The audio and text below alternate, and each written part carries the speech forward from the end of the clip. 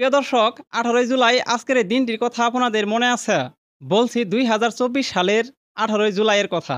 ঠিক এই দিনে বাংলাদেশের ইন্টারনেট সম্পূর্ণভাবে বন্ধ করে দেওয়া হয়েছিল। আর আজ ২০২৫ সালের 18ই জুলাই ফ্রি ইন্টারনেট ডে পালন করা হচ্ছে ডাক ও টেলিযোগাযোগ বিভাগ থেকে। স্ক্রিনে দেওয়া কিছু কোড আপনি ডায়াল করলেই পাবেন ১ জিবি ফ্রি ইন্টারনেট। মেয়াদ ৫ দিন। সকল মোবাইল অপারেটরে। অনেকেই খুশি, অনেকেই আনন্দিত অফার পেয়ে। কিন্তু প্রিয় দর্শক, আমি বলি এতে খুশি হওয়ার কোনো কিচ্ছু নেই। কারণ আজ ১ জিবি ফ্রি দিলেও কাল আপনি যখন ইন্টারনেট কিনতে যাবেন তখন গুনতে হবে ৫০ থেকে ৬০ টাকা। তবে কিছু, কিছু কোম্পানি হয়তো কম দামে দেয়, কিন্তু বেশিরভাগই অতিরিক্ত দাম রাখে। আজকের ফ্রি এমবি ব্যবহার করলেন, কিন্তু পরদিনের জন্য আপনার পকেট কাটছে। তাহলে লাভ কোথায়? এর থেকেও বড় প্রশ্ন হলো, এই সমস্যার স্থায়ী সমাধান কোথায়?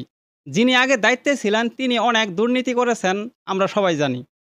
কিন্তু তার পরিবর্তে যারা এখন আছেন তারা কি কোনো কিছু পরিবর্তন এনেছেন? তারা এখন কি করছেন?